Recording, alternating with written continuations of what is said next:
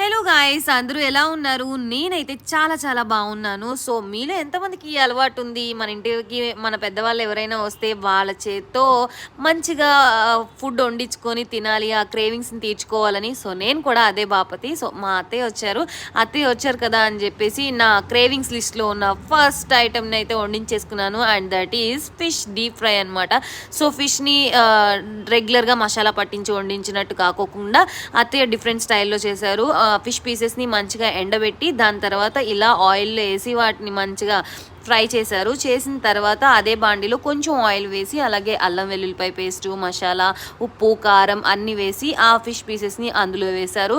And చూసారు కదా, ఆ ఫైనల్ కలర్ చూస్తుంటే నోరు ఊరిపోయిందనమాట.